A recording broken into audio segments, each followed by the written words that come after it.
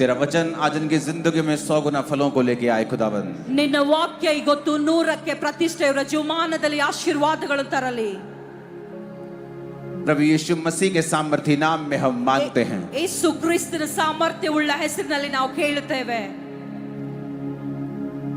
आज जो वचन आप सुनने वाले हैं, ಯಾವ ವಾಕ್ಯ ಇವತ್ತು ನೀವು ಕೇಳಿಸಿಕೊಳ್ಳುವುದಕ್ಕೆ ಹೋಗುತ್ತಾ ಇದ್ದೀರೋ, ये मेरी ओर से नहीं है, ಇದು ನನ್ನಿಂದ ಅಲ್ಲ, ये परमेश्वर की ओर से है। ಇದು ದೇವರಿಂದ ಬಂದದ್ದಾಗಿದೆ।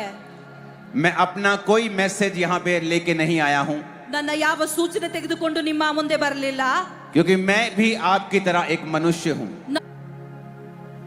मैं परमेश्वर का मैसेज लेके, उसका वचन लेके आपके बीच में आया हूँ। ದೇವರ ವಾಕ್ಯ ತೆಗೆದುಕೊಂಡು ನಿಮ್ಮ ಮಧ್ಯದಲ್ಲಿ ನಾನು ಬಂದಿದ್ದೇನೆ। 2004 में मैं एक नशा करने वाला व्यक्ति था। 2004ರಲ್ಲಿ ನಾನು ನಶೆದೊಳಗೆ ಇದ್ದ। मैं एक कंप्यूटर इंजीनियर हूँ। ನಾನು ಕಂಪ್ಯೂಟರ್ ಇಂಜಿನಿಯರ್ ಮಾಡಿದ್ದೇನೆ। मेरे दादाजी इनकम टैक्स ऑफिसर थे। ನನ್ನ ತಾತವರು ಇನ್ಕಮ್ ಟ್ಯಾಕ್ಸ್ ಆಫೀಸರ್ ಆಗಿ ಇದ್ದರು। जब उनको कैंसर हुआ तो क्रिश्चियन लोग हमारे घर पर प्रार्थना करने के लिए आते थे ताकि वो ठीक हो जाएं। ಅವರಿಗೆ ಕ್ಯಾನ್ಸರ್ ಆದಾಗ ಕ್ರೈಸ್ತರು ನಮ್ಮ ಮನೆಗೆ ಬರ್ತಾ ಇದ್ದರು ಪ್ರಾರ್ಥನೆ ಮಾಡುವುದಕ್ಕಾಗಿ। लेकिन उस समय मैंने कहा, ಅವಾಗ ನಾನು ಹೇಳಿದ್ದೇನೆ, मैं एक हिंदू हूँ, ನಾನು ಒಂದು ಹಿಂದೂ ಕುಟುಂಬದವನಾಗಿದ್ದೇನೆ, मैं इन क्रिश्चियन लोगों के धर्म के चक्कर में नहीं पड़ने वाला हूँ। ಈ ಕ್ರೈಸ್ತರ ಧರ್ಮದಲ್ಲಿ ನಾನು ಬೀಳುವವನಲ್ಲ ಅಂತ ಹೇಳ್ತಾ ಇದ್ದೆ। ये अंग्रेजों का धर्म है। ಇದು ಫಾರಿನ್ ಅವರದ ಧರ್ಮವಾಗಿದೆ। अंग्रेज चले गए और भारत के 2 टुकड़े कर गए और अब अपना धर्म भी यहाँ छोड़ गए ताकि अब हम लड़ते मरते रहें। ಫಾರಿನ್ ಅವರು ಬಿಟ್ಟು ಹೋಗಿದ್ದಾರೆ, ಇಲ್ಲಿ ತುಕಡಿ ತುಕಡಿ ಮಾಡಿ ನಮ್ಮ ಧರ್ಮಗಳು ಹೋಗಿದ್ದಾರೆ, ಯಾಕೆಂದ್ರೆ ನಾವು झगड़ा आड़ಕೊಳ್ಳಬೇಕಂತ। और मैंने अपने परिवार को चर्च जाने से रोक दिया और उनको चर्च से मैंने डिस्कनेक्ट कर दिया। ನನ್ನ ಕುಟುಂಬಕ್ಕೆ ದೇವರ ಆಲಯಕ್ಕೆ ಹೋಗುವುದು ನಿಲ್ಲಿಸಿದ್ದೇನೆ, ಬೇಡವೆಂದು ಹೇಳಿದ್ದೇನೆ। और मैं नहीं जानता था ನನಗೆ ಗೊತ್ತಿರಲಿಲ್ಲ कि प्रभु यीशु मसीह इस दुनिया में धर्म को स्थापित करने नहीं आए थे। ಯೇಸು ಕ್ರಿಸ್ತನು ಈ ಜಗತ್ತಿಗೆ ಬಂದದ್ದು ಧರ್ಮಗಳನ್ನು ಸ್ಥಾಪನೆ ಮಾಡುವುದಕ್ಕಾಗಿ ಅಲ್ಲ, वो धार्मिकता को स्थापित करने के लिए आए ಅವನು थे। ಧಾರ್ಮಿಕತಾ ಸಲುವಾಗಿ ದೇವರು ಇಲ್ಲಿ ಬಂದಿದ್ದಾರೆ। वो नया धर्म बनाने के लिए नहीं आए थे। ಹೊಸ ಧರ್ಮಗಳನ್ನು ಉತ್ಪನ್ನ ಮಾಡುವುದಕ್ಕೆ ಆತನು ಬರಲಿಲ್ಲ। लेकिन मुझे इस बात का पता नहीं था, ಇದು ನನಗೆ ಗೊತ್ತಿರಲಿಲ್ಲ। और इस बात का मुझे मालूम ना होने के कारण मैंने उनका विरोध किया और कुछ ही महीनों के बाद मुझे मेंटली अपसेट के दौरे पड़ने लगे और मैं डिप्रेशन में चला गया।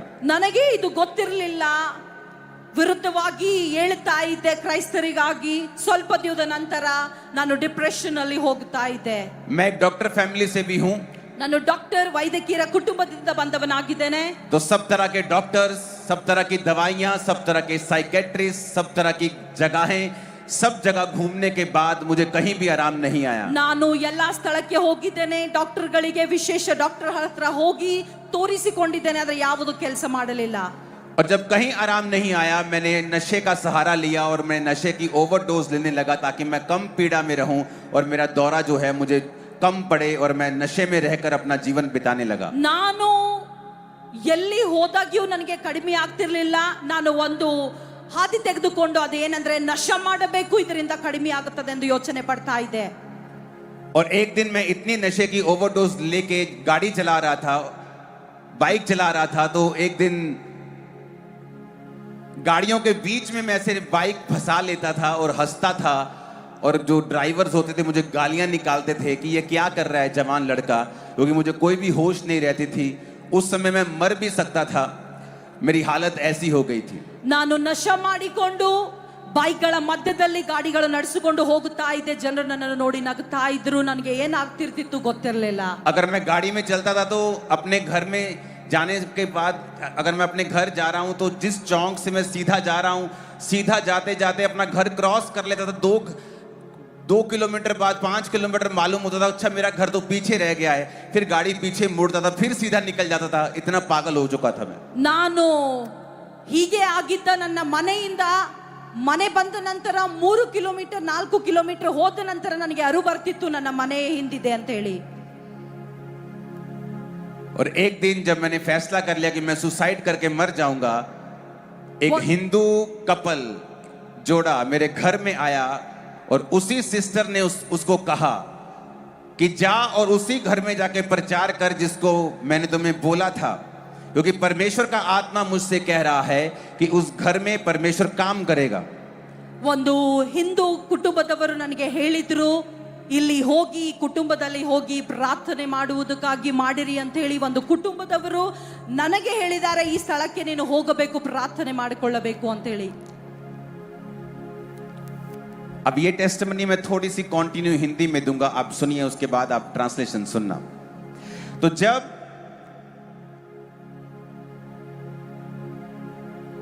वो घर में आए तो उन्होंने कहा कि नहीं, हम उस घर में नहीं जाएंगे, वहां एक लड़का रहता है, वो हमारा विरोधी है, वो हमें गालियां निकालता है, वो कहता है कि मैं हिंदू हूं, मैं क्रिश्चियन नहीं बनूंगा। उन्होंने कहा नहीं, तू जा, और उस घर में कुछ परमेश्वर का आत्मा करना चाहता है।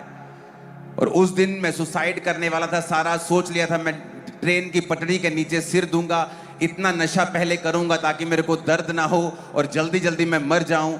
और जब वो मेरे घर में आए, मैंने नशा किया हुआ था, और जब वो मेरे घर में आए और मुझसे बात की कि मुझे बताया कि प्रभु यीशु मसीह धर्म को बदलने नहीं आए, वो तेरी जात को बदलने नहीं आए, वो तेरे जीवन को बदलने के लिए आए हैं। अगर तू परमेश्वर को अपना उद्धारकर्ता ग्रहण करेगा, वो तेरी धर्म नहीं, जात नहीं, तेरी जिंदगी को बदल देंगे। और पवित्र बाइबल मुझे उन्होंने दी और कहा कि इस बाइबल में जिस दिन तू ईसाई धर्म नाम का शब्द पढ़ेगा, उस दिन तुम बाइबल पढ़नी बंद कर देना, क्योंकि प्रभु यीशु मसीह ईसाई धर्म को स्थापित करने नहीं आए, वो तुम पूरी मानव जाति का उद्धार करने के लिए आए। और उसने कहा, जो कोई ये विश्वास करेगा कि मैं मारा गया, गाड़ा गया और तीसरे दिन मुर्दों में से जी उठा और पूरी मानव जाति के लिए मैंने अपने लहू को बहाया, तो वो व्यक्ति बचाया जाएगा। बस इतना ही मैसेज है। उस समय मैं टूट चुका था और मैंने कहा ठीक है, आप मुझे बताएं, आप जो कहेंगे मैं फॉलो करने के लिए तैयार हूं।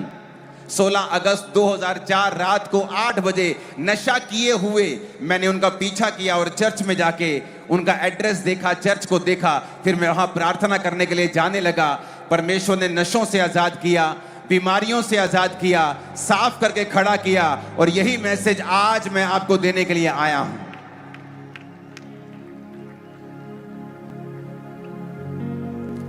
ट्रांसलेशन। हालेलुया। हालेलूया। आप में से कितने लोग हैं जो हिंदी नहीं समझते हैं? हाथों को हिलाएं। ಇದರಲ್ಲಿ ಎಷ್ಟು ಜನ ಇದ್ದೀರಿ ನಿಮಗೆ ಹಿಂದಿ हिंदी नहीं समझ ತಿಳಿಯೋದಿಲ್ಲ? आती है। ಕೈ ಮೇಲೆತ್ತಿ। सभी को आती है समझ, बहुत थोड़े हैं, 1-2%। ओके, बीच बीच में हम ट्रांसलेशन भी करेंगे। तो आज जो मैसेज मैं आपको देने के लिए आया हूं, ಯಾ ವಾಕ್ಯ ನಿಮಗೆ ಕೊಡುವುದಕ್ಕಾಗಿ वो ಬಂದಿದೆ, बहुत ही इंपॉर्टेंट है। ಅದು ಬಹಳ ಪ್ರಾಮುಖ್ಯವಾಗಿದೆ। परमेश्वर ने जब इंसान को बनाया, ದೇವರು ಯಾವಾಗ ಮನುಷ್ಯನಿಗೆ ಮಾಡಿದಾನೋ, उसने छठे दिन बनाया ಅವನು 6ನೇ ದಿವಸ ಮಾಡಿದಾನೆ, और सब कुछ पहले बनाया।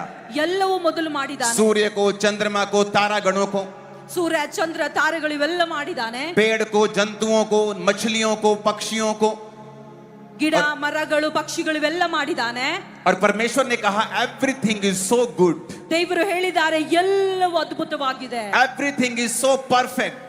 ಎಲ್ಲವೂ ಪರಿಪೂರ್ಣವಾಗಿದೆ। इतना परफेक्ट बनाया ಇಷ್ಟು ಪರಿಪೂರ್ಣ ಮಾಡಿದಾನೆ। कि अगर धरती, अगर पृथ्वी ಈ ಭೂಮಿಯಲ್ಲಿ सूर्य से 10 किलोमीटर दूर हो, ಸೂರ್ಯದಿಂದ 10 10% अगर और दूर हो, 10% ಇನ್ನ ದೂರ ಇದ್ರೆ तब भी हम जी नहीं पाएंगे। ನಾವು ಅವಾಗ ಸಹ ಬದುಕೋದಕ್ಕೆ अगर ಸಾಧ್ಯವಿಲ್ಲ। 10% नजदीक हो जाएं, 10% तब भी हम जी नहीं पाएंगे। ಅವಾಗ ನಾವು उसने ಜೀವಿಸೋದಕ್ಕೆ ಆಗೋದಿಲ್ಲ। परफेक्ट बनाया सब कुछ, क्योंकि वो परफेक्ट परमेश्वर है। ಆತನು ಪರಿಪೂರ್ಣನಾಗಿ ಮಾಡಿದ್ದಾನೆ, ಯಾಕೆಂದ್ರೆ ಅವನು ಪರಿಪೂರ್ಣನಾಗಿದ್ದಾನೆ। आप में से एक भी जन यहाँ नहीं होगा ನಿಮ್ಮಲ್ಲಿ ಯಾರೂ ಹೀಗೆ ಇಲ್ಲ जो ये कहे ಇದು ಹೇಳುದು, कि मेरे बच्चों को मैं पैदा कर रहा हूं ನನ್ನ ಮಕ್ಕಳಿಗೆ ನಾನು ಹುಟ್ಟಿಸ್ತಾ ताकि ಇದ್ದೇನೆ, जब ये बड़े हों तो खूब सारा संघर्ष करें, ಯಾವಾಗ ಅವರು ಬೆಳಿತಾರೆ ಅವರು ಕಷ್ಟ ಪಡಬೇಕು, खूब बीमार रहें, ಅವರು ರೋಗದಲ್ಲಿರಬೇಕು, इनके बच्चे ना हों, ಇವರ ಮಕ್ಕಳಿರದೆ ये हॉस्पिटल के धक्के खाएं, ಇವರು गरीब रहें, दुखी रहें, ಇವರು ದುಃಖದಲ್ಲಿರುವುದಕ್ಕಾಗಿ, डिप्रेशन में रहें। ಡಿಪ್ರೆಷನ್ ಅಲ್ಲಿರುವುದಕ್ಕಾಗಿ आप में से एक भी जन ऐसा नहीं होगा ಯಾರು ನಾವು ಬಯಸುವುದಿಲ್ಲ ಈ ರೀತಿ, जो अपने पैदा हुए बच्चों के लिए ये सोचे। ಯಾರು ತನ್ನ ಮಕ್ಕಳ ಬಗ್ಗೆ ಈ ರೀತಿ जो पैदा नहीं हुए उनके लिए भी ये सोचे। आप में से एक भी ऐसा नहीं होगा। ಯಾರಿಗೆ ಹುಟ್ಟಿಲ್ಲ ಅವರು ಸಹ ಈ ರೀತಿ उसी तरह जब परमेश्वर ने आपको बनाया, ಯಾವಾಗ ದೇವರು ನಿನ್ನನ್ನು ಉಂಟು उसने ಮಾಡಿದನೋ, आपके लिए परफेक्ट लाइफ को सोचा। ನಿನಗಾಗಿ ಪರಿಪೂರ್ಣ ಜೀವನವನ್ನು ದೇವರು ಯೋಚನೆ उसमें ಮಾಡಿದ್ದಾನೆ. बीमारियां नहीं थी, ಆತನು ರೋಗ ಕೊಡಲಿಲ್ಲ, उसमें तकलीफ नहीं थी, ಕಷ್ಟಗಳು ಕೊಡಲಿಲ್ಲ, डिप्रेशन नहीं था, ಡಿಪ್ರೆಷನ್ ಕೊಡಲಿಲ್ಲ, श्राप नहीं थे, ಶಾಪ ಕೊಡಲಿಲ್ಲ, अकेलापन नहीं था, ಒಂಟಿ ಜೀವನ रोग ಇರಲಿಲ್ಲ, नहीं थे, ರೋಗ ಇರಲಿಲ್ಲ, उसमें वो कुछ नहीं था जो आज दुनिया फेस कर रही है। ಅಲ್ಲಿ ಏನು ಇರಲಿಲ್ಲ. ಈ ಜೀವಮಾನದಲ್ಲಿ ನೀವು ಕಷ್ಟ ಪಡ್ತಾ ಇದ್ದೀರಿ. पर वचन कहता है ಆದ್ರೆ ವಾಕ್ಯ ಹೇಳ್ತಾ ಇದೆ, जब आदम और हवा ने पाप किया, ಯಾವಾಗ ಆದ ಮತ್ತೆ ಹವ್ವಳ ಪಾಪ ಮಾಡಿದ್ರು, जो परमेश्वर ने कहा था उसके विरुद्ध किया, ದೇವರು ಹೇಳಿದ್ದಾರೆ, ಅವರು ವಿರುದ್ಧವಾಗಿ ಮಾಡಿದ್ದಾರೆ. तब इस दुनिया में बीमारियां आई, ಆವಾಗ ಈ तकलीफें आई, ಕಷ್ಟಗಳು ಬಂದವು, डिप्रेशन आया, ಡಿಪ್ರೆಷನ್ ಬಂತು, हर वो चीज आई ಅವೆಲ್ಲ ಬಂದವು जो परमेश्वर ने हमारे लिए तैयार नहीं की थी। ಯಾವುದು ದೇವರಿಂದ ಮಾಡಲ್ಪಟ್ಟಿಲ್ಲೋ ಅವೆಲ್ಲ ಬಂದವು. अगर आप ನೀವೇನಾದ್ರೂ इंसान होकर ಮನುಷ್ಯನಾಗಿ अपने बच्चों के लिए बुरा नहीं सोच सकते हैं, ನಿನ್ನ ಮಕ್ಕಳಿಗಾಗಿ ಕೆಟ್ಟದ್ದು ಬಯಸುವುದಿಲ್ಲ, अगर आपके 2 बच्चे हैं, ನಿಮ್ಗೆ 2 आप ಮಕ್ಕಳಿವೆ, नहीं कहते ನೀವು एक ಹೇಳೋದಿಲ್ಲ बच्चा संघर्ष करेगा ಒಂದು ಮಗನು ಕಷ್ಟ और मैं चाहता हूं कि एक बच्चा सफल हो जाए। ಒಬ್ಬನು ಸಫಲತೆ ಕಡೆ आपके चाहे ಹೋಗಬೇಕು. 7 बच्चे हों, ನಿಮ್ಗೆ 7 आप कहते ಮಕ್ಕಳಿವೆ, हैं सातों सुखी रहें, 7 ಜನ ಸುಖದಲ್ಲಿ सातों सफल रहें। 7 ಸಕ್ಸಸ್ ಆಗಿರಬೇಕು. चाहे परमेश्वर के लाखों बच्चे हों, करोड़ों हों, ದೇವರಿಗೆ ಎಷ್ಟೇ वो ಕರುಣೆ, नहीं चाहता है कि एक संघर्ष करे और एक कामयाब हो।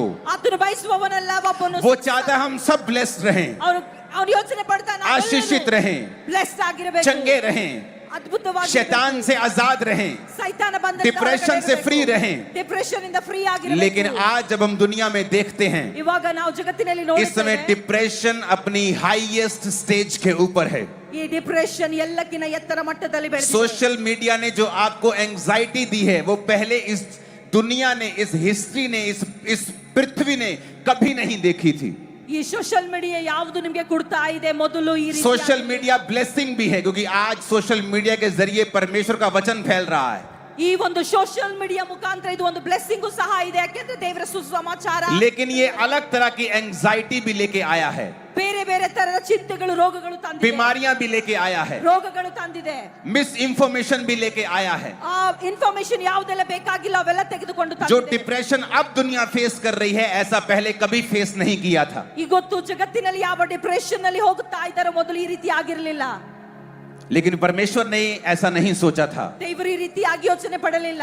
उसने कहा जब मैंने इंसान को बनाया तो मैंने उसके लिए परफेक्ट लाइफ बनाई थी। ಯಾವಾಗ ಮನುಷ್ಯನಿಗೆ ನಾನು ಮಾಡಿದ್ದೇನೋ ಪರಿಪೂರ್ಣ ಜೀವನವನ್ನು ಮಾಡಿದ್ದೇನೆ. ये शैतान चाहता था कि हम ऐसी लाइफ जिए जो दुखों से भरी हुई हो। ಸೈತಾನನು ಬಯಸ್ತಾ ಇದ್ದನು ನಾವು ಈ ಜೀವನ ಕಳಿಬೇಕು ದುಃಖದಲ್ಲಿರುವುದು. परमेश्वर नहीं चाहता था, ದೇವರು ಬಯಸ್ತಾ ಇಲ್ಲ. उसकी इच्छा नहीं थी हम दुख भोगें। ಆತನ ಇಚ್ಛೆಗಳು ಈ ರೀತಿ ಆಗಿಲ್ಲ ನಾವು ದುಃಖದಲ್ಲಿರುವುದು. आमीन। ಆಮೆನ್. अभी हमें क्या करना है? ಇವಾಗ ನಮ್ಗೆ ಏನ್ ಮಾಡಬೇಕಾಗಿದೆ? अपने पड़ोसी से बोलो अब मुझे क्या करना है। ನಮ್ಮ ಅಕ್ಕಪಕ್ಕದವರಿಗೆ ಹೇಳೋಣ, ಇವಾಗ ನಾನು ಏನ್ ಮಾಡಬೇಕು? बोलो मुझे वही जाना है ನನಗೆ ಅಲ್ಲಿಗೆ ಹೋಗೋದಿದೆ जहां परमेश्वर ने हमें बनाया था, ದೇವರು ಎಲ್ಲಿ ನಮಗಾಗಿ ಮಾಡಿದ್ದಾನೋ उसकी हजूरी में हमें जाना है। ಆತನ ಉಪಸ್ಥಿತಿಯಲ್ಲಿ ನಮಗೆ ಹೋಗಬೇಕಾಗಿದೆ. वचन कहता है ವಾಕ್ಯ ಹೇಳ್ತಾ ಇದೆ, कि जब एक विधवा औरत, ಆ ಒಂದು ವಿಧವೆ ಸ್ತ್ರೀ, उसका एक लौता बेटा मर जाता है, ಯಾವಾಗ ಅವಳಿಗೆ ಒಬ್ಬನು ಮಗನು ತೀರಿಕೊಂಡು ಹೋಗುತ್ತಾನೆ, क्या आपको लगता है ये परमेश्वर की योजना थी ನಿಮಗೆ ಅನಿಸ್ತದೆ ಇದು ದೇವರ ಯೋಜನೆ ಆಗಿದೆಯಾ? कि किसी विधवा औरत का जिसका पहले ही पति नहीं है, उसका एक लौता बेटा भी मर जाए? ವಿಧವೆ ಸ್ತ್ರೀಯ ಗಂಡನೂ ಇಲ್ಲ ಇದ್ದಂತ ಒಬ್ಬ ಮಗನು ಸಾಯುವುದಕ್ಕೆ ನಾವು ಬಯಸ್ತೇವಾ? आपको लगता है ऐसा? ನಿಮ್ಗೆ ಅನಿಸ್ತದೆ ಈ ರೀತಿಯಾಗಿ? वचन कहता है कि नाइन नामक नगर के बाहर एक लोग एक अर्थी को लेके आ रहे थे, और वो अर्थी थी एक लौते पुत्र की, और वो भी विधवा का एक लौता पुत्र। ये एक नॉनसेंस थी कि जिस एक लौते पुत्र को अपनी माताजी को संभालना था, वही एक लौते पुत्र की अर्थी को वो माता लेके आ रही है। और ये मैं बात आपको बताना चाहता हूं, ऐसी कोई भी नॉनसेंस परमेश्वर की ओर से नहीं है। ನಾಯಿನ್ ಎಂಬ ಸ್ಥಳದಿಂದ ಒಂದು ಹೆತ್ತ ಮಗನಿಗೆ ಆ ಒಂದು ಬಗಲ್ ಮೇಲೆ ತೆಗೆದುಕೊಂಡು ತರ್ತಾ ಇದ್ದಾರೆ ಆ ಸಮಾಧಿಗೆ. ಆದ್ರೆ ಇದು ದೇವರ ಇಚ್ಛೆವಲ್ಲ, ಇದು ಬೇರೆ ಇಚ್ಛೆವಾಗಿದೆ. उस वचन को हम पढ़ेंगे। ಆ ವಾಕ್ಯನ ಓದಿಕೊಳ್ಳೋಣ. लिखा, थोड़े दिन के बाद वो नाइन नामक एक नगर को आया और उसके चेले और बड़ी भीड़ उसके साथ थी. और एक नगर के फाटक के पास जब वो पहुंचे तो लोग एक मुर्दे को बाहर लेकर जा रहे थे जो अपनी मां का एक लौता पुत्र था. वो विधवा थी और नगर के बहुत से लोग उसके साथ थे. उसे देखकर प्रभु को तरस आया और उसने कहा, मत रो. क्योंकि ये एक नॉनसेंस थी कि जिस एक लौते पुत्र को माता को संभालना था, क्योंकि उसका पति भी उसके सिर पे नहीं था, अब उसकी अर्थी को वही मां उस नगर के बाहर लेके आ रही है. जिस घर में जिस लड़के को आपको संभालना है, बूढ़े माता पिता को संभालना है, वही लड़का आज नशों में है. क्या यह नॉनसेंस नहीं है? उस वचन को फिर से पढ़ेंगे हम. अपने पड़ोसी को बोलो, परमेश्वर ने नॉनसेंस नहीं बनाई है. फिर से बोलो अपने पड़ोसी को, उसने नॉनसेंस नहीं बनाई है. आमीन. अब यहां पर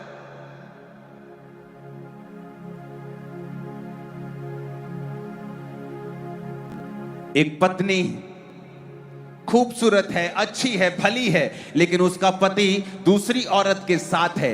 ये एक नॉनसेंस है और ये परमेश्वर की ओर से नहीं है.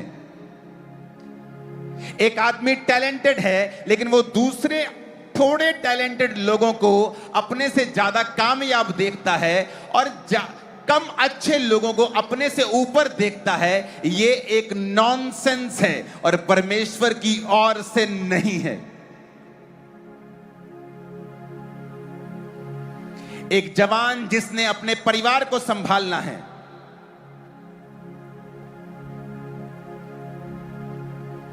वो बीमार हो चुका है और उसका परिवार हर दूसरे दिन उसको हॉस्पिटल में लेके जा रहा है.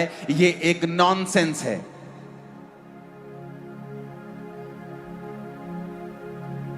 वो नशे करने वाला व्यक्ति जिसने परिवार को संभालना था, पत्नी को संभालना था, उसकी पत्नी अब उसी पति को बार बार नाली के गड्ढों से इकट्ठा करती है क्योंकि वो शराबी हो चुका है. ये एक नॉनसेंस है और सारी नॉनसेंस का जो करता है वो शैतान है.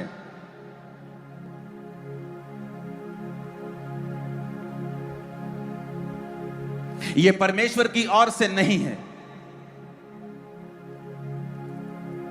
जब पढ़ाई करने के बाद मेरा अपने परिवार को सपोर्ट करने का टाइम था, उस समय मैं डिप्रेशन में चला गया, मैं सुसाइड करने में चला गया, नशों में चला गया.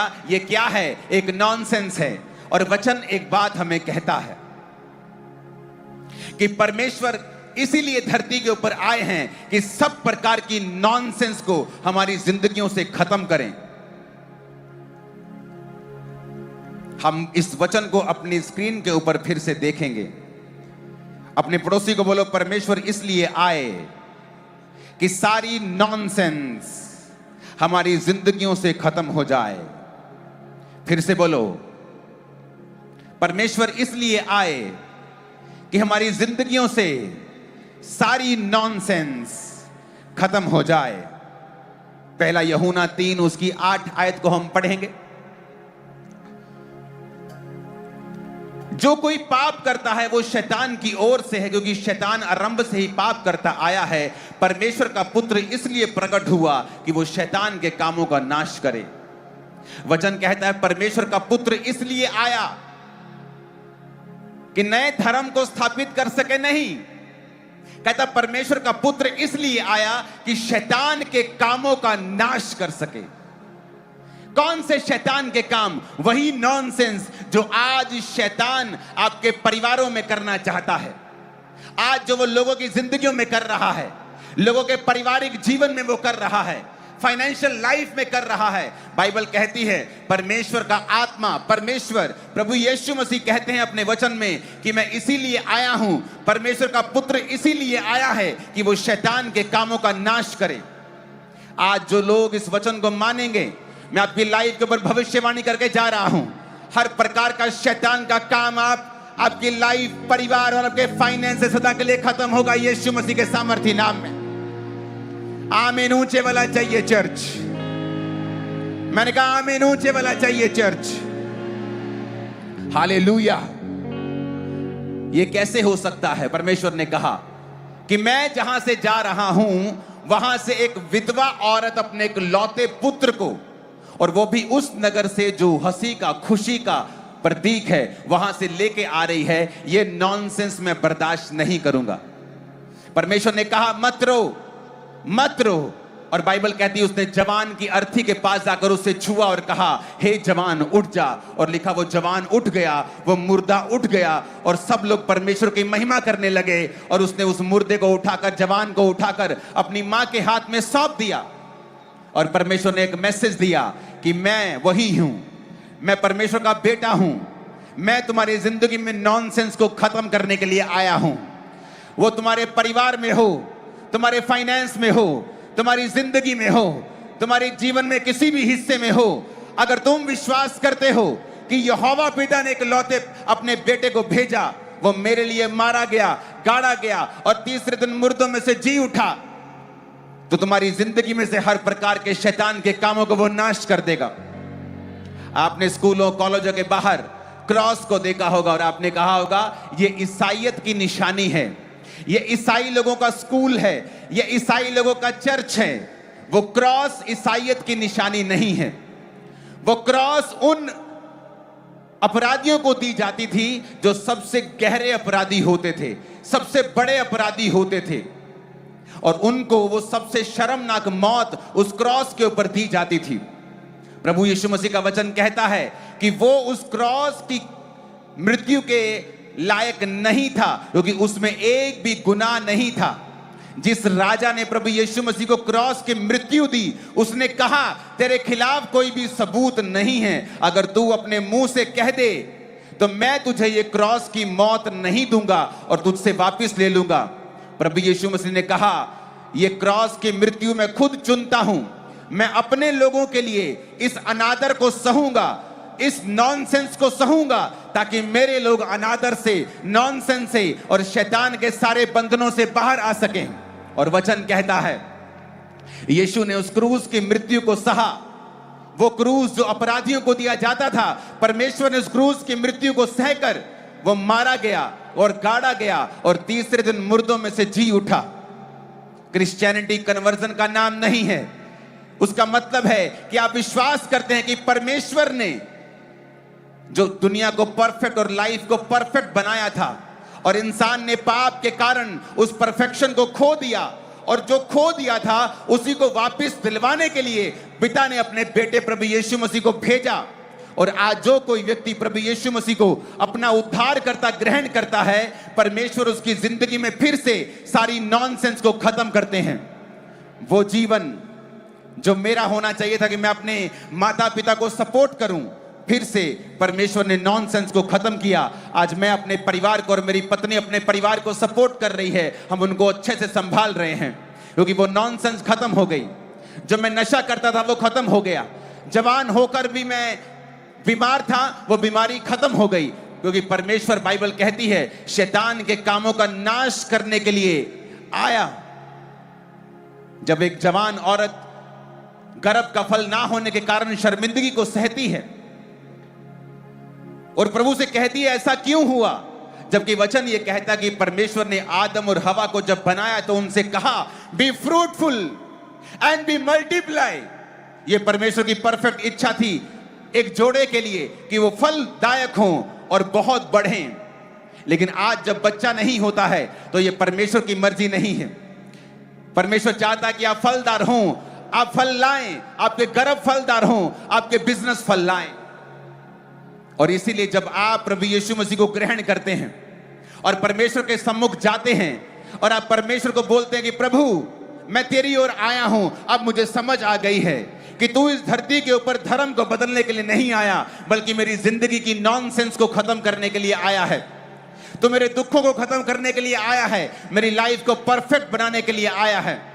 आप समझ जाते हैं फिर जब आप प्रभु यीशु मसीह के वचनों को ग्रहण करते हैं, आप फिर से वही जीवन प्राप्त करते हैं जिस जीवन के लिए आपको बनाया गया था, जो ओरिजिनल में आदम और हवा को बनाया गया था। आप वही जीवन अपनी लाइफ में फिर पाते हैं और फिर वो सारी नॉनसेंस शैतान की खत्म होती है। हालेलुया।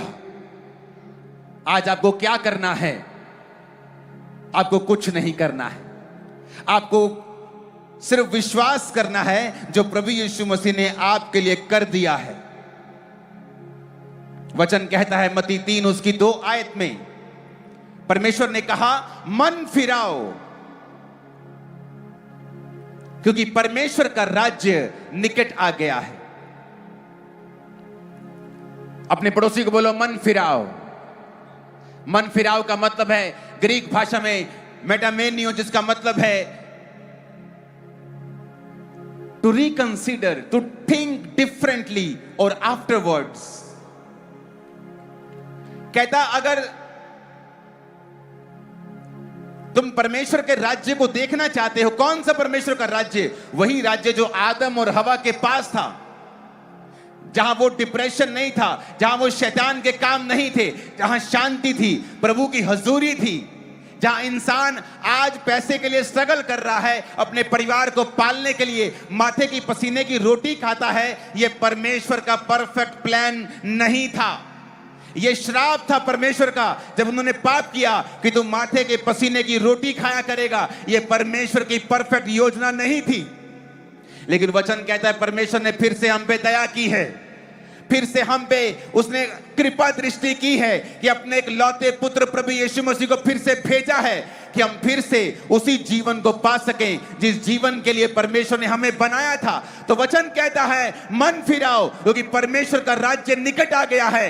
कहां है परमेश्वर का राज्य? क्या है परमेश्वर का राज्य? उसके राज्य में डिप्रेशन नहीं है, अंधेरा नहीं है, बीमारियां नहीं है, बांझपन नहीं है, गरीबी नहीं है, श्राप नहीं है, रोना नहीं है, डिप्रेशन नहीं है उसके राज्य में। कहता अगर उसका राज्य पाना चाहते हो तो मन फिराओ, मेटामेनियो, to think differently, to reconsider.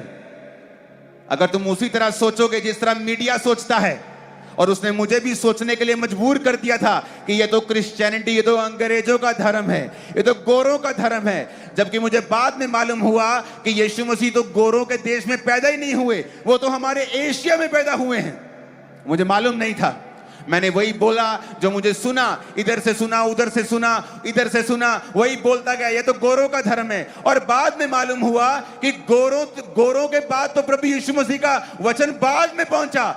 हमारे भारत में सन 52 ईस्वी में परमेश्वर प्रभु यीशु मसीह का चेला थॉमस वचन लेके आया। हमें पहले परमेश्वर के बारे में मालूम हुआ और मुझे मालूम नहीं था मुझे।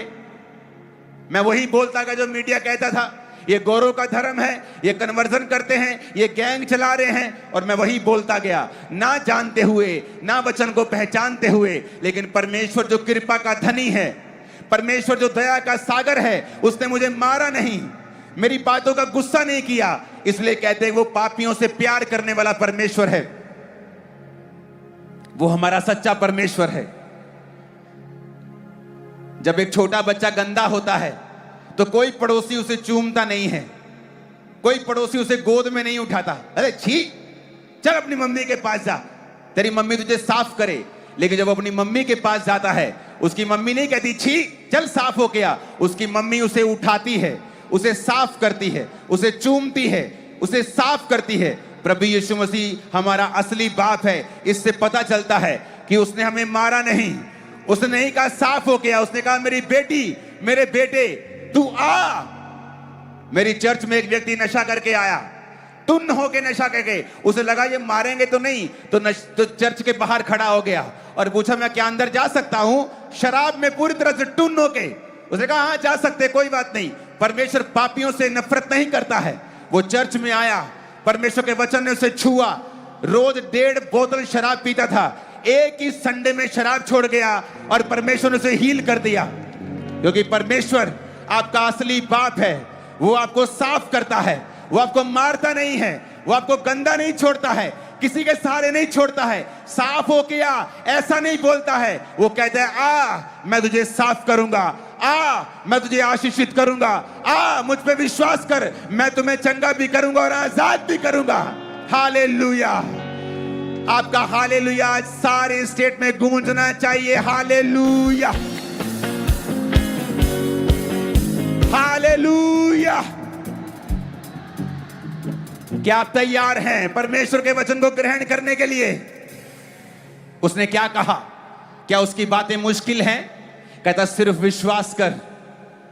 उसने नहीं कहा 50-50 हजार रुपए लेके आओ तब तुम्हें चंगाई मिलेगा, 1-1 लाख रुपए लेके आओ, अपना नाम बदलो, सब पीटर नाम रखो अपना, तब चंगाई मिलेगा। उसने कहा सिर्फ विश्वास कर, जो मैंने कर दिया है, क्रूस के ऊपर मैं तेरे लिए मारा गया, अपना लहू मैंने तेरे गुनाहों के लिए बहाया, सिर्फ विश्वास कर तो तू और तेरा घराना उद्धार को पाएंगे। Hallelujah, hallelujah. हमें सिर्फ विश्वास करना है। उसने कहा अगर तू विश्वास करेगा तो उद्धार को पाएगा। मैं तेरे जिंदगी की उस नॉनसेंस को खत्म कर दूंगा जो शैतान ने तेरी जिंदगी में दी है। अब हमें क्या करना है उस उद्धार को पाने के लिए? कहता मन फिराओ, मेटामेनियो, जिसका मतलब है थिंक डिफरेंटली। अगर तू उसी तरह से सोचेगा जिस तरह से तुझे मीडिया बुलाता है, जिस तरह तेरे पड़ोसी ने तुझे मिस इंफॉर्मेशन दी है, तुझे गलत गाइड किया है, अगर तू उसी तरह से सोचेगा तो परमेश्वर के उद्धार को खो देगा। अगर तू अलग तरह से सोचेगा कि परमेश्वर ने इंसान को बनाया, इंसानों ने आकर अलग अलग जातियों को बना दिया, परमेश्वर ने कोई जाति नहीं बनाई, सब इंसानों को एक सा बनाया, समान बनाया। हमने सब कुछ उथल पुथल, नीचा ऊंचा, इधर उधर सब गड़बड़ कर दिया हम लोगों ने। परमेश्वर ने ऐसा नहीं किया था। आप अपने एक बेटे को छोटा और दूसरे को ऊंचा नहीं करते हैं, आप सब बच्चों को समान रखते हैं। प्रभु ने भी समान बनाया, लेकिन हमने, इंसान ने धरती पर आकर सब कुछ उलट पुलट कर दिया। प्रभु यीशु मसीह उसी उलट पुलट चीज को ठीक करने के लिए आए हैं। इसीलिए बाइबल को गॉस्पल कहते हैं, गुड न्यूज कहते हैं। ये गुड न्यूज जब आपके घरों में जाती है, आपका फाइनेंस, आपकी लाइफ, आपकी वाइफ, आपका हस्बैंड, आपके बच्चे, आपकी सेहत, सब कुछ अच्छी तरह से परमेश्वर में चलने लगती है, और यही गुड न्यूज है। आमीन। आप विश्वास करेंगे आज जो मैं आपसे कहूंगा? कैसे उद्धार हुआ लोगों का? जब आप थिंक डिफरेंटली, जब आप अलग तरीके से सोचते हैं, जब आप सोचते हैं कि हाँ वाकई जो ये कह रहे हैं, जाइए बाइबल ले जाइए घरों में। आप यीशु मसीह को नहीं जानते, जाइए वचन पढ़िए, और जिस दिन आपको ईसाई धर्म नाम का शब्द मिले, बाइबल पढ़नी बंद कर दीजिए, क्योंकि प्रभु यीशु मसीह आपको चंगा करने के लिए, आपको यही बाइबल में मिलेगा। आपको ब्लेस करने के लिए आए, उद्धार देने के लिए आए, नया जीवन देने के लिए आए, आपकी नॉनसेंस को खत्म करने के लिए आए, जिस तरह उसने किया। बाइबल कहती है एक औरत जो लहू बहने की रोगन थी 12 साल से, सारा पैसा उसने उड़ा दिया, डॉक्टर्स के ऊपर, वैद्यों के ऊपर, सब पैसा उड़ा दिया, और फिर ठीक नहीं हुई। और जब उसे मालूम हुआ कि यहां से प्रभु यीशु मसीह आज गुजरेंगे, तो उसने देर नहीं की। आपको देर नहीं करनी है।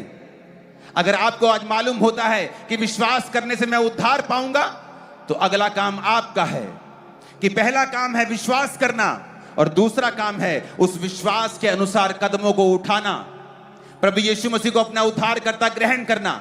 और अब अगर आप अलग तरीके से नहीं सोचेंगे, हो मेरा रिश्तेदार क्या कहेगा, मेरी मम्मी पापा क्या कहेंगे, अगर आप इसी तरह से सोचेंगे, आप उद्धार नहीं पा सकते हैं। मेरी फैमिली बोलती थी जब मैं मसीह में आया कि मत चर्च जा, तब मैं उनको रोकता था। एक समय था जब मैं प्रभु में चलने लगा तो फिर वो मुझे रोकने लगे, मत जा चर्च, नशे करने कर ले, चर्च में नहीं जाना है। ಅವರು ಹೇಳ್ತಾ ಇದ್ರು ನೀನು ನಶಾ ಮಾಡು ಆದ್ರೆ ಚರ್ಚಿಗೆ ಹೋಗಬೇಡ ಎಂದು ನನ್ನ ತಂದೆ लेकिन मैंने ठान लिया था कि मैं सिर्फ परमेश्वर के वचनों के ऊपर चलूंगा, अलग तरह से सोचूंगा, तभी उद्धार पाऊंगा। ನಾನು ನಿರ್ಧಾರ ತೆಗೆದುಕೊಂಡಿದ್ದೆ, ನಾನು ಚರ್ಚಿಗೆ ಹೋಗುತ್ತೇನೆ। आज मैं भी उद्धार पा चुका हूं, और मेरा वो परिवार जो मुझे रोकता था वो भी उद्धार पा चुका है। ಇವತ್ತು ನಾನು ರಕ್ಷಣೆ ಹೊಂದಿದ್ದೇನೆ, ನನ್ನ ಕುಟುಂಬ ಸಹ ರಕ್ಷಣೆ ಹೊಂದಿದೆ। Hallelujah, hallelujah, hallelujah. उस औरत ने कहा मैं एक अशुद्ध औरत हूं, क्योंकि वो लहू बहने वाली रोगन थी। अगर वो इंसान को छूती तो पत्थरवाह कर दी जाती, इसलिए उसने कहा था मैं उसको छूंगी नहीं, बल्कि उसके कपड़े के छोर को, धागे को छूंगी। ಆ ಸ್ತ್ರೀ ಹೇಳ್ತಾ ಇದ್ದಳು, ಆ ಬಟ್ಟೆಗಳನ್ನೇ ನಾನು ಹಿಡಿತೀನಿ ಅಂತ ಹೇಳಿ। कई जो चुंगी लेने वालों का सरदार था, एक टैक्स मास्टर था, टैक्स ऑफिसर था। जब अच्छा। उसको मालूम हुआ कि प्रभु यीशु मसीह आज यहां से गुजरेंगे, तो उसने भी अलग तरह से सोचा। उसने ये नहीं सोचा मैं बड़ा ऑफिसर हूं, मैं तो कमांड करूंगा कि यीशु मसीह मेरे घर में आओ। उसने अलग सोचा। उसने कहा नहीं, मैं गूलर के पेड़ पे चढ़ गया। उसने बेइज्जती की परवाह नहीं की कि लोग क्या सोचेंगे, अरे भाई साहब इतना बड़ा ऑफिसर कहां चढ़ा पेड़ के ऊपर। वो नाटा था, लोग मजाक उड़ाएंगे, नाटे कहां चढ़ा है पेड़ के ऊपर। उसने कहा नहीं, आई विल थिंक डिफरेंटली। आज वो सोचने का समय नहीं है। यीशु मसीह जब आ गए हैं सामने, तो अलग तरह से सोचना है अगर उद्धार पाना है। तो यीशु मसीह ने उसकी ओर देखा और कहा, हे जक्कई नीचे आ जा, क्योंकि मैं तेरा एफर्ट देख चुका हूं, मैं तेरा प्रयत्न देख चुका हूं। तूने अलग तरह से सोचा है। अब तू और तेरा घराना उद्धार को पाएंगे। आज आप भी उद्धार पाएंगे। मैं स्पिरिट में देख रहा हूं आपका घराना भी उद्धार पाएगा। मैं स्पिरिट में देख रहा हूं आपका शरीर भी उद्धार पाएगा और बीमारियों से आजाद होगा। मैं स्पिरिट में देख रहा हूं आपका फाइनेंस भी आजाद होगा। यीशु मसीह के नाम में आमीन। ऊंचे वाला चाहिए church. Hallelujah, hallelujah. Think differently. ಬೇರೆಯಾಗಿ ಯೋಚನೆ ಮಾಡೋಣ. अपने पड़ोसी को बोलो अलग तरह से सोचना है। ಅಕ್ಕಪಕ್ಕದವರಿಗೆ ಹೇಳೋಣ, ಬೇರೆಯಾಗಿ ಆಮೆನ್. ಯೋಚನೆ ಮಾಡೋಣ. उसने कहा मैं पेड़ पे चढ़ जाऊंगा, ನಾನು ಗಿಡದ ಮೇಲೆ ಏರುತ್ತೇನೆ, देखी जाएगी। ಏನಾಗುತ್ತದೆ ನೋಡೋಣ. इज्जत की कोई परवाह नहीं, देखी जाएगी। ಮರ್ಯಾದೆ ಪರವಾಗಿಲ್ಲ. रिश्तेदार क्या सोचेंगे बाद में देखेंगे। ಕುಟುಂಬದವರು ಏನು ಯೋಚನೆ ಮಾಡ್ತಾರೆ ಆಮೇಲೆ दोस्त ನೋಡೋಣ. क्या बोलेंगे बाद में देखेंगे। ಸ್ನೇಹಿತರು ಏನು ಯೋಚನೆ ಮಾಡ್ತಾರೆ ಆಮೇಲೆ फैमिली ನೋಡೋಣ. क्या बोलेगी बाद में देखेंगे। ಕುಟುಂಬ ಏನಂತದೋ ಆಮೇಲೆ आज ನೋಡೋಣ. मुझे यीशु मसीह को लेके ही जाना है इधर से। ಈಗೊತ್ತು ನನಗೆ ಯೇಸು ಕ್ರಿಸ್ತನಿಗೆ आज आपको यीशु को दिलों में लेके जाना है इधर से। ಈಗೊತ್ತು ಯೇಸು ಕ್ರಿಸ್ತನಿಗೆ ತೆಗೆದುಕೊಂಡು ಹೋಗಬೇಕು. जब दिलों में लेके जाएंगे यीशु को इधर से, ಇಲ್ಲಿಂದ ನೀವೆಲ್ಲರೂ ತೆಗೆದುಕೊಂಡು ಹೋಗು. सारी नॉनसेंस इसी साल में आपकी लाइफ से सदा के लिए खत्म हो जाएगी। ಯಾವುದೆಲ್ಲ ಬೇಡವಾಗಿದೆ ಅದೆಲ್ಲವನ್ನು वो ದೇವರು नॉनसेंस परिवार की हो, फाइनेंस की हो, लाइफ की हो, सेहत की हो, यीशु मसीह उसे खत्म कर देंगे आपकी जिंदगियों से यीशु के नाम में। ಯಾವುದೇ ಸಮಸ್ಯೆ ಇರಲಿ ನಿಮ್ಮ ಜೀವಮಾನದಲ್ಲಿ ಯೇಸು ಕ್ರಿಸ್ತನು ಅದನ್ನು ನಾಶ ಮಾಡಕ್ಕೆ ಹೋಗುತ್ತಾ ಇದ್ದಾನೆ. आमीन। ಆಮೆನ್. अपने पड़ोसी को बोलो मेरी बहन मेरे भाई अलग तरह से सोचना है। ಅಕ್ಕಪಕ್ಕದವರಿಗೆ ಹೇಳೋಣ, ಬೇರೆಯಾಗಿ ಆಮೆನ್. ಯೋಚನೆ ಮಾಡೋಣ. आमीन। अलग तरह से सोचना पड़ेगा। उस टैक्स ऑफिसर ने, इतना अमीर टैक्स ऑफिसर, ಆ ಸುಂಕ इतना ವಸೂಲಿ प्रभावी टैक्स ऑफिसर ಇಂತ ದೊಡ್ಡ ಆಫೀಸರ್ गूलर के पेड़ पे चढ़ गया। ಅವನು ಮರದ ಮೇಲೆ ಏರುತ್ತಾನೆ. उसे मालूम था, ಅವನಿಗೆ ಗೊತ್ತಿತ್ತು, उसे ये मालूम था कि आज साधारण दिन नहीं है। ಅವನಿಗೆ ಗೊತ್ತಿತ್ತು ಇವತ್ತು ಸಾಧಾರಣ उसका ದಿನವಲ್ಲ. दिल ये बताता था कि आज साधारण दिन नहीं है। ಅವನ ಮನಸ್ಸು ಹೇಳ್ತಾ ಇತ್ತು ಇವತ್ತು ಸಾಧಾರಣ क्या ದಿನವಲ್ಲ. आज आप परमेश्वर की प्रेजेंस को महसूस नहीं कर रहे यहाँ पे? ಏನು ಇವತ್ತು ದೇವರ ಉಪಸ್ಥಿತಿ आपको अंदर से पता है आज साधारण दिन नहीं है। ನನಗೆ ಗೊತ್ತಿದೆ ಒಳಗಿಂದ ಇವತ್ತು ಸಾಧಾರಣ ದಿನವಲ್ಲ. आपको क्या लगता है कि इन लाइटों की वजह से या साउंड की वजह से यहाँ आपको प्रभु की प्रेजेंस नजर आ रही है? ನಿಮಗೆ ಅನಿಸ್ತಾ ಇರಬಹುದು ಲೈಟ್ ಗಳಿಂದ ದೇವರ ಉಪಸ್ಥಿತಿ ये ಕಾಣ್ತಾ ಇದೆ. लाइट साउंड ना भी हो, आप तब भी उसकी प्रेजेंस को महसूस करेंगे यहाँ पर ग्राउंड में बैठे बैठे भी। ಲೈಟ್ ಇಲ್ಲ ಅಂದ್ರೂ ಸಹ ದೇವರ ಉಪಸ್ಥಿತಿ ನೀನು ಮಾಡಿ. और आपके दिल को पता है कि आज साधारण दिन नहीं है। ಇವತ್ತು ನಿನ್ನ ದೃಢ ವಿಶ್ವಾಸ ಮಾಡಿಕೋ. आज एक बुलाहट है परमेश्वर की आपको कि मेरी बेटे मेरी बेटी मेरी ओर आ, मैं तेरी जिंदगी की सारी नॉनसेंस को खत्म कर दूंगा जो शैतान ने तुम्हें दी है। ಇವತ್ತು ದೇವರ ಕರೆ ಇದೆ ನಿನಗೆ. जिस दिन से मैं परमेश्वर में आया हूं, ಯಾವ ದಿನ ನಾನು ದೇವರಲ್ಲಿ ಬಂದಿದ್ದೇನೋ हर दिन हर दिन हर दिन हर दिन ಎಲ್ಲಾ ದಿನಗಳು कुछ ना कुछ नॉनसेंस मेरी जिंदगी से खत्म हुई है। ಓ ಬೇಡವಾದದೆಲ್ಲ ಕಳೆದು ಹೋಗುತ್ತಾ ಇದ್ದವು. हर रोज मैं बेहतर हुआ हूं, ದಿನ ನಿತ್ಯ ಉತ್ತಮ ಮಟ್ಟಕ್ಕೆ ಹೋಗುತ್ತಾ क्योंकि ये ಇದೆ. परमेश्वर का प्लान है मेरी लाइफ के ಇದು लिए ದೇವರ ಯೋಜನೆ ನನ್ನ ಜೀವಮಾನದಲ್ಲಿದೆ. कि जब आप यीशु के पीछे चल पड़ते हैं, ಯಾವಾಗ ದೇವರ ಹಿಂದೆ ಹಿಂಬಾಲಿಸ್ತೀಯೋ वो आपकी जिंदगी को परफेक्ट करता जाता है। ಆತನು ನಿನ್ನ ಜೀವಮಾನ ಪರಿಪೂರ್ಣ ಮಾಡುತ್ತಾ ಹೋಗುತ್ತಾನೆ. वचन में लिखा हुआ है, ವಾಕ್ಯದಲ್ಲಿ जिनको ಬರೆಯಲ್ಪಟ್ಟಿದೆ. लगता है कि हम परफेक्ट नहीं हो सकते, ಯಾರಿಗೆಲ್ಲ ಅನಿಸ್ತದೆ इंसान ಆಗೋದಿಲ್ಲ. कभी परफेक्ट नहीं हो सकता, ಮನುಷ್ಯನು ಯಾವತ್ತೂ ಪರಿಪೂರ್ಣ वचन में ಆಗೋದಿಲ್ಲ. लिखा है तुम सिद्ध बनो।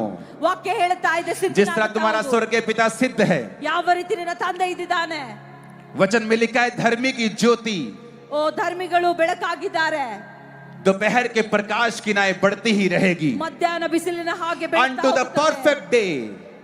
ಪರಿಪೂರ್ಣ ದಿನದಿಂದ धर्मी की ज्योति बढ़ती ही रहेगी, ನೀತಿವಂತರ ಬೆಳಕು ಬೆಳೀತಾ ಹೋಗುತ್ತದೆ. यानी धर्मी हर दिन बेहतर होगा, ನೀತಿವಂತನು ದಿನನಿತ್ಯ हर दिन नॉनसेंस से आजाद होगा. ಬೇಡವಾದದರಿಂದ ಹೋಗಿ ಹೊರಗಡೆ ಬರ್ತಾ ಇರ್ತಾನೆ. बाइबल कहती, फिर उस वचन को पढ़ेंगे, नाइन नामक नगर से जब उसको लुका 7 उसकी 11, अपने पड़ोसी को बोलो थोड़े दिन के बाद ಸ್ವಲ್ಪ ದಿವಸ ನಂತರ वो नाइन नगर से ನಾಯಿನ್ ನಗರದಿಂದ वापिस आ रहा था. ಮತ್ತೆ ಬರ್ತಾ ಇದ್ರು. आपको पता नाइन का मतलब क्या है? ನಾಯಿನ ಅರ್ಥ ಏನಾಗಿದೆ? एक खुशनुमा जगह. ಒಳ್ಳೆ ಸ್ಥಳದಿಂದ. नाइन मतलब खुशनुमा. इमेजिन करो, एक विधवा औरत अपने एक लौते पुत्र को कंधा देके लेके आ रही होगी, और वो भी उस नगर से जिसका नाम है खुशनुमा. क्या उस औरत के लिए कुछ भी खुशनुमा था उधर? उसका पति मर गया, उसका बच्चा इकलौता मर गया, क्या खुशनुमा था? जीसस ने उस नॉनसेंस को देखा. यीशु ने जब देखा वो रो रही है, तो यीशु रुके और कहा मत रो. और ये आपके लिए यीशु का प्लान है, मत रो, क्योंकि वो नॉनसेंस खत्म करने के लिए आ चुका है आपके बीच में. वो आपको कह रहा है मत रो, क्योंकि तेरा फाइनेंस आज के बाद सेम नहीं होगा इन जीसस नेम. वो कहता है, वो सबके लिए. एक कोढ़ी परमेश्वर के पास आया और कहता, प्रभु अगर तू चाहे तो मुझे शुद्ध कर सकता है. परमेश्वर ने कहा मैं चाहता हूं तू शुद्ध हो जा. उसे लगा कि परमेश्वर की शायद इच्छा नहीं है कि वो एक को चंगा करता है और दूसरे को नहीं. वचन कहता है वो सबको चंगा करना चाहता है, सबकी जिंदगी से नॉनसेंस खत्म करना चाहता है, सबकी जिंदगी से शैतान के कामों को खत्म करना चाहता है. नहीं तो वचन कैसे पूरा होगा? फिर वचन में तो लिखा है कि वो शैतान के कामों का नाश करने के लिए आया. परमेश्वर का पुत्र इसलिए प्रकट हुआ कि शैतान के कामों का नाश करे. पहला यूहन्ना 3:8. तो क्यों नहीं वो आपकी नॉनसेंस को जो शैतान ने दी है उसे खत्म करेगा? वो एक की करेगा, दूसरे की नहीं करेगा, ऐसा नहीं लिखा है. कहता वो शैतान के काम का नाश करेगा. जहां भी शैतान का काम होगा परमेश्वर उस काम को नाश करेगा. सबके कामों का, सबके जीवन में सब शैतान के कामों का वो नाश करेगा. और वचन कहता है जब वो नाइन नामक नगर से आया और वो विधवा एक लौते पुत्र को अर्थी देके बाहर आ रही है, और वो विधवा थी, नगर के बहुत से लोग उसको उसके साथ थे, और वो मुर्दे को बाहर लेके आ रहे थे जो अपनी मां का एक लौता था. तो जीसस ने लिखा लूका 7 उसकी 13 आयत में कि उसको देखकर प्रभु को तरस आया और उसने कहा मत रो. ये है जीसस का हार्ट. उसका दिल ऐसा है कि वो आपको रोता हुआ नहीं देख सकता. वो शैतान के कामों का नाश करना चाहता है. मैं उसके हृदय को देख पा रहा हूं. परमेश्वर का आत्मा जो यहां मौजूद है वो मुझे कह रहा है चीख चीख के कि आपके जीवन में परमेश्वर शैतान के कामों का नाश करना चाहता है पूरी तरह से. क्या आप उसे मौका देंगे? क्या आप विश्वास करेंगे? अलग तरह से सोचेंगे? क्या यीशु को अपना जीवन देंगे? वो आपसे पैसा नहीं चाहता,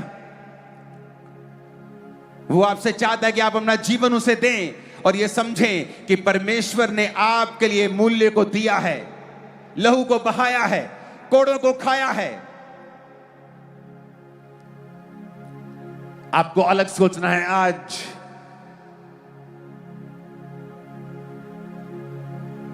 क्योंकि आज आप महसूस कर पा रहे होंगे कि आज पिता की, प्रभु की हजूरी यहां पे मौजूद है. अपने हाथों को उठाएंगे,